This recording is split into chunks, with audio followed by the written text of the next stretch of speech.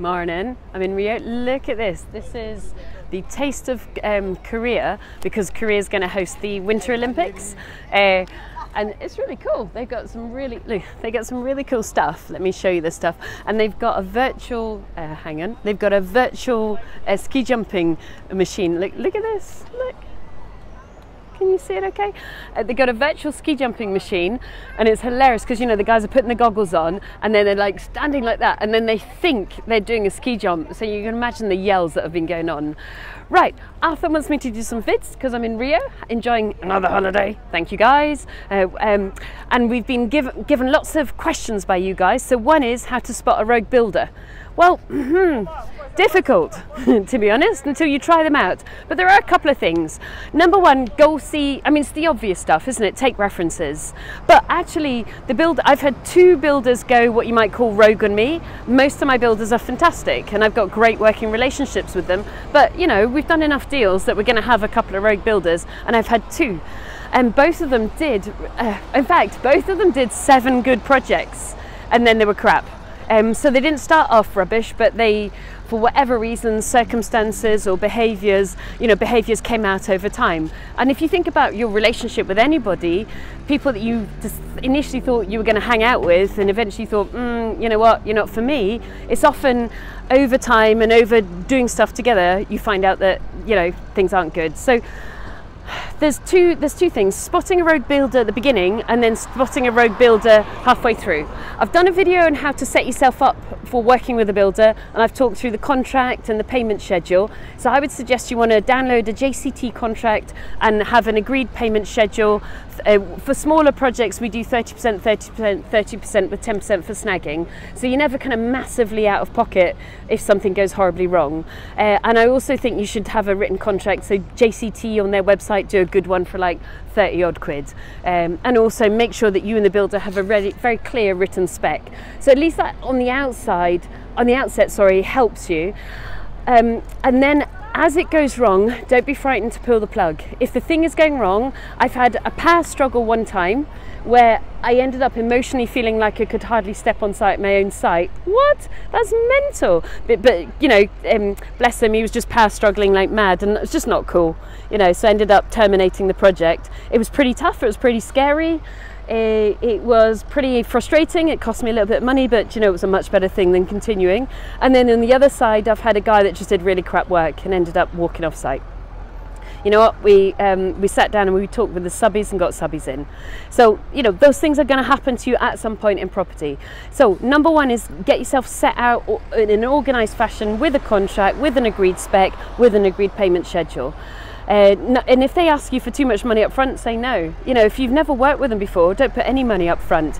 I do 30% after a certain number of days, 30% after a certain number of days, and 30% when the job is theoretically finished, with 10% for snagging. I don't think I've ever paid money up front, and I've got no intention of ever doing so. I mean, they may need materials bought, but to be honest, if they're a trading builder, they should have a little bit of good cash flow for that, and they should have a 30-day credit rating with any of their material suppliers, so there's no reason why you should be paying the money up front. The second thing is check their accreditation with whatever body they claim to be a part of. Check that they are accredited. They may have claims to be accredited, but it's actually their subbies, and that could be the case, so don't get your knickers in a twist if that happens. Just check their subbies. Number 3 is take references. You know, so, and of course, I mean, naturally they're going to give you references of people that have worked well with them, but still, you could ask, you know, when they get stressed, what's the best way to handle them? Always a good question, because, you know, it's stressful for builders as well. And then number 4, have a look at some of their work on previous sites. And then number 5, and to me, this sounds a really small thing, but I do this regularly. If you're interviewing builders, have a look at how tidy they keep a site. Not just, you know, what's their dovetail joint look like, but at the end of the day, is that tight sidey? Because, you know, tidy mind, tidy business, good strong delivery. Because I'm a bit naive, really. I don't think generally people set out to rip you off. I think they get into a situation that they're struggling, and they don't necessarily then produce great results. Or you've been a crap client and they've decided they're pissed off and they leave. You know, I've seen investors be really crap clients for builders, and I've had complete sympathy for the builder when the builder's walked off site. So So I guess where did we get to? 5 or 6? Anyway, the next one, maybe number 7, be a good client. Pay on time, be decent, straightforward, don't be commanding, try and be a partner rather than, you know, I had one builder who said, you know, this person, it was Jekyll and Hyde.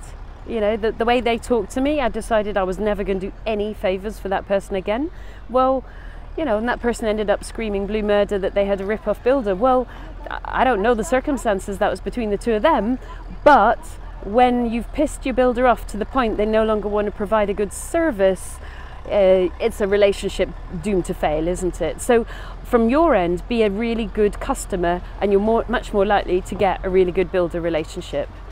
But when it goes wrong, and we've had it, then document what's gone wrong, document what's gone right. Oh, sorry, and number 8, if we're on number 8, if you need building regs, make sure they are called, because builders are not necessarily the biggest fan in the world of administration.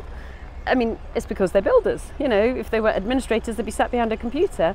So just make sure that you are sure that the building regs are called out regularly to inspect the work if it's needed, and that you understand what is needed and what's the next stage, and if there's any discrepancies to the work, that the building regs and you are on site to make sure that it's being delivered. So what really is be responsible. Be responsible for speccing it out, be a responsible payer, be responsible for the money, be responsible for the quality of the work. You know, it may be their fault, but it ultimately is your responsibility. Now I'll do another video on what to do when it goes wrong with the builder. See you soon.